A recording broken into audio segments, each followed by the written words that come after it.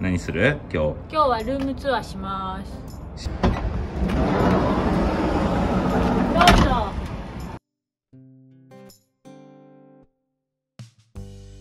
じゃあ入りますね。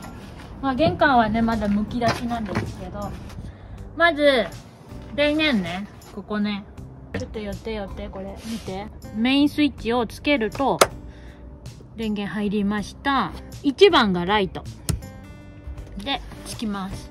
これのリモコンがあって、今 100% 一番明るいやつで暗くもできる、オフにもできます。はい、寄って。2番がファン。これがこのマックスファンなんですけれども、このマックスファンはこの上をねピョンって上げるのは手動。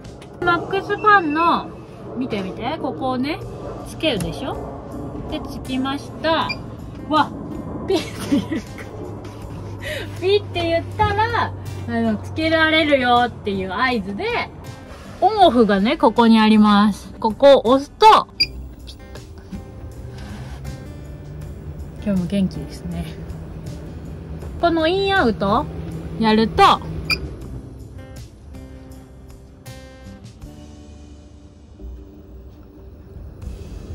回転が逆になります。大丈夫だよ。手動でこれを閉めます。最後回して最後までいったら上に押すと。OK？ バッチリ？バッチリ。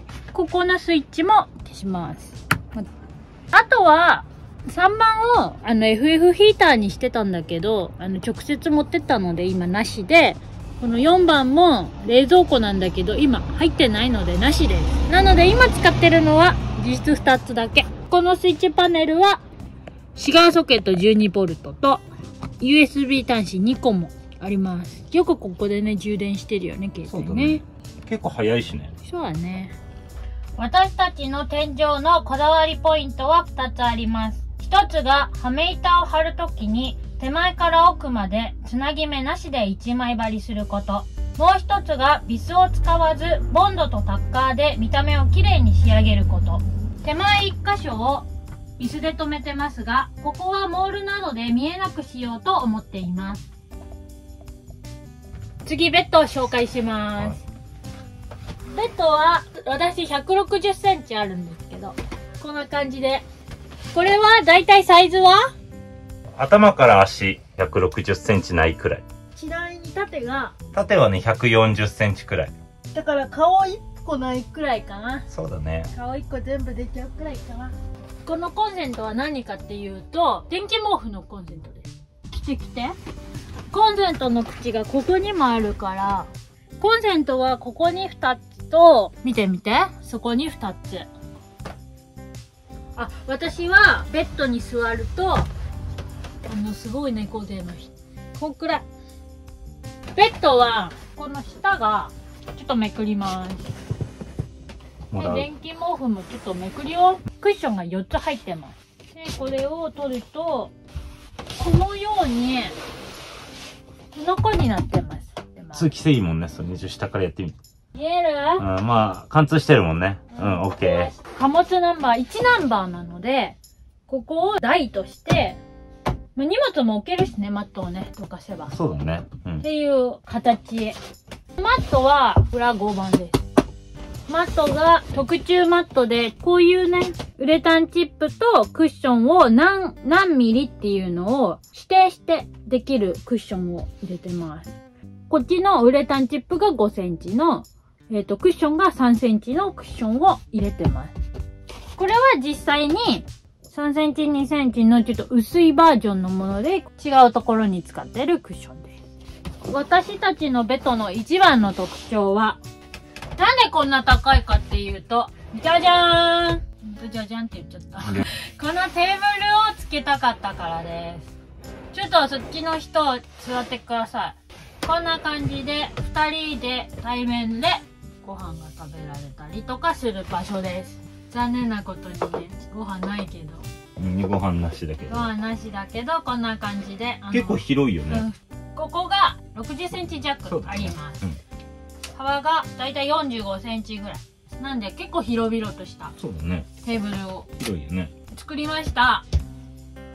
パソコンやるにも全然高さ的にもそっちに座っててもこっちにいても邪魔にならない。空間はね、十分にある感じだよね。そうだね。このベッドの特徴としては、この下がね、広いよね。下広いね。とても広くって、全部収納にしてます。ここが奥まで長物が入るようにスルーできるようになってます。ここの高さどれくらいあるんだ？ 66センチぐらい。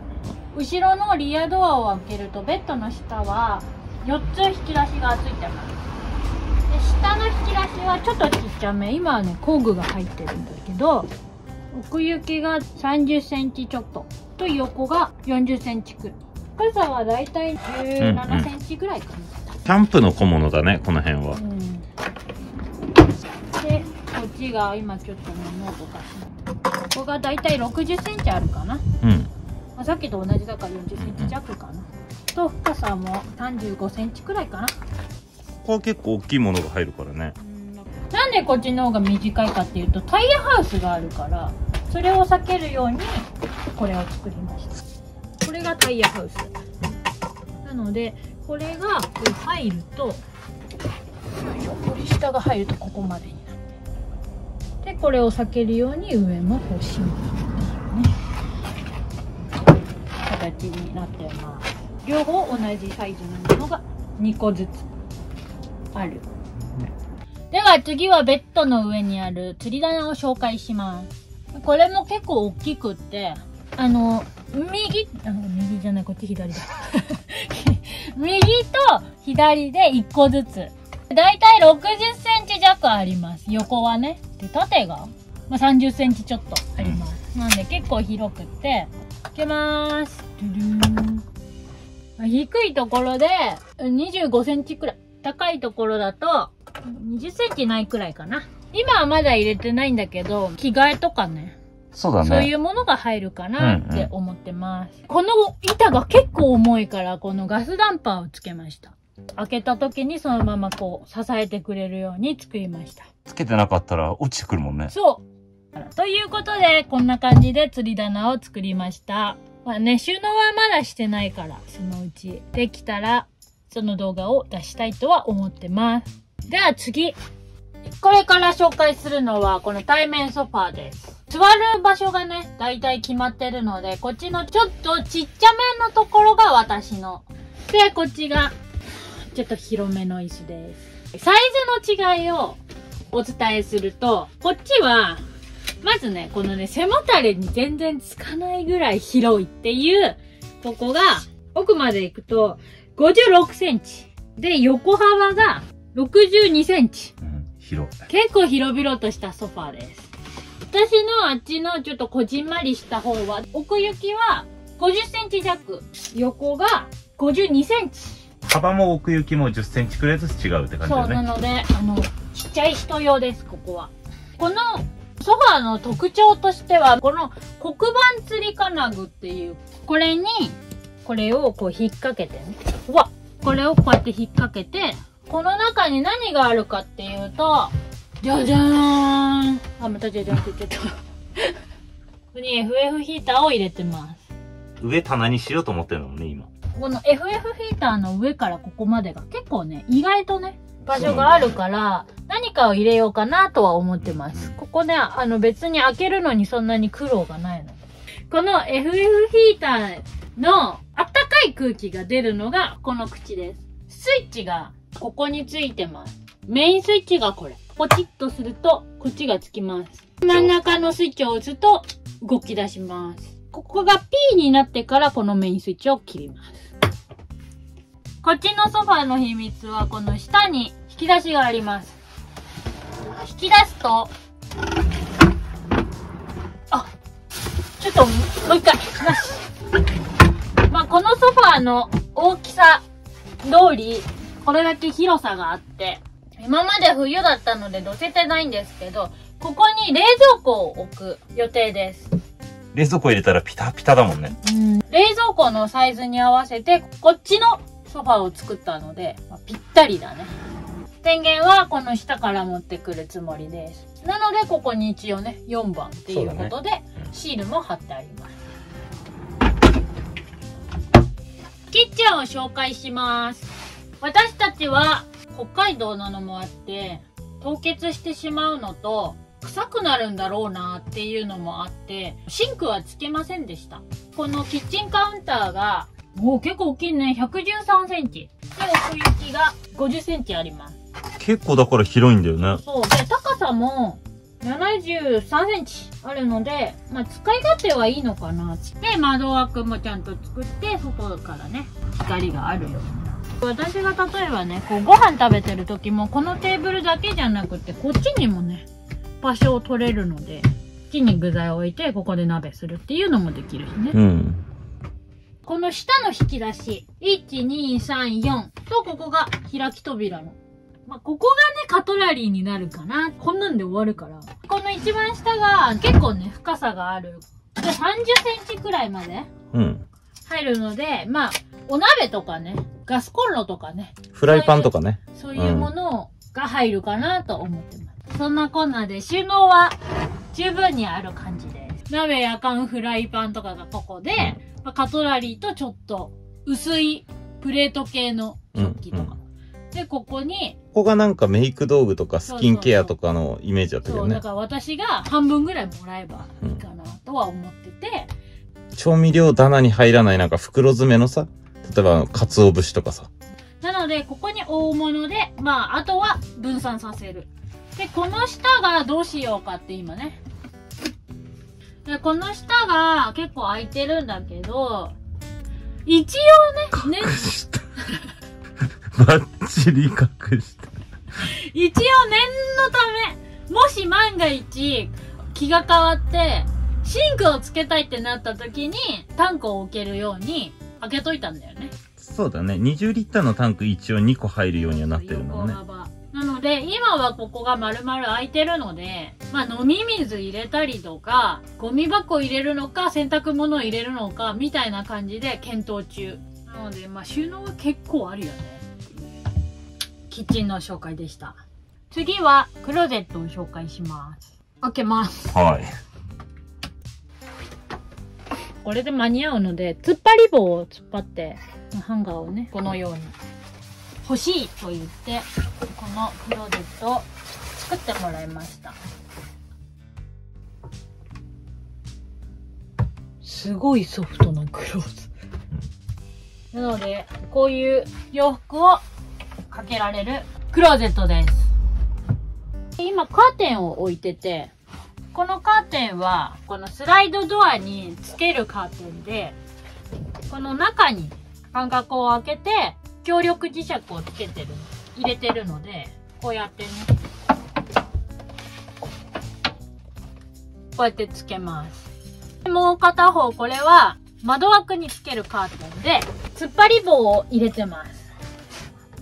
でこうやって閉まると。で、遮光がね、しっかりしてるから、カーテンを閉めて電気を消すと結構暗くなる。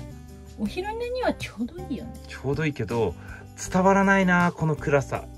次はバッテリーボックスを紹介します。まずバッテリーの残量を確認できる残量メーター。これ押すと今 84% かな。最近走ってないからね。そうだね。今のボルト 12.6 ボルト。そういうね、最低限のことがわかる残量メーターです。で、ここがバッテリー、サブバッテリーがある場所なんですけど、ここは、まずね、ここがね、ベンチになってて、この車はだいたい4人だね。4人だね。遊ぶとしたらね。っていう感じの広さのベンチにしました。このベンチのクッションの部分が取れて、これも裏に合板が入ってて、クッションがさっきのね。5センチだね、これはね。5センチ。この中がバッテリー、歩行充電器、インバーター、などなどが入ってます。ここも一応ね、バッテリーがこの下に入ってるんだけど、バッテリー見えるようにここも開くようになってます。はい。こっちも何もないけど、一応開くようになってます。このね。ここね、配線さえ気をつければ、空間がこのクローゼットの下全部あるので、まあ考えながら何を入れようかっていうので、これを右にずらした方がいいかもって思うかもしれないけど、配線がめちゃくちゃ高いから、ここにバッテリー、メインバッテリーがね、この下にあるんで、ここから直接ね、最短距離で結ぶためにここに置いてます。という感じで、バッテリーボックスでした。はい、では最後に、おまけで作ったコンソールテーブルを紹介します。私たちは外に出てスライドドアから入ってくるっていうのをしたくないので、この運転席、助手席から来れるように、ボックスじゃなくて平坦にしてます。ここも高さをね、作らないようにしました。なので、よいしょ。こうやってね、そのまま助手席に行けます。このね、クッションをつけて、肘置きにして。運転手さんがギアがあるので邪魔にならないように大胆にも斜めカットにしました。市販のね、コンソールテーブル、大体丸型のペットボトル用のが多いんですけど、私は絶対に紙パックを入れたい。ということで、これを四角にしました。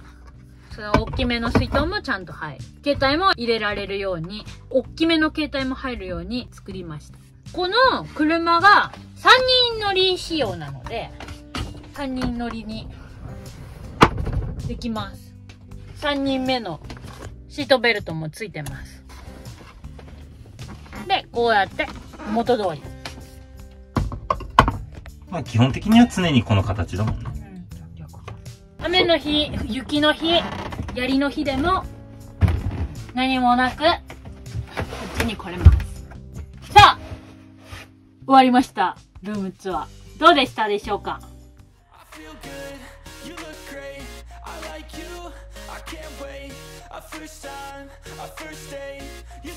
一旦ね、完成ということでね、これでね、しばらくは遊んでいこうかなと思ってるんですけど、今年の夏はこの感じでね。今回も最後までご視聴いただきありがとうございました。ありがとうございました。今日の動画がいいなと思った方は、グッドボタンとチャンネル登録をお願いします。お願いします。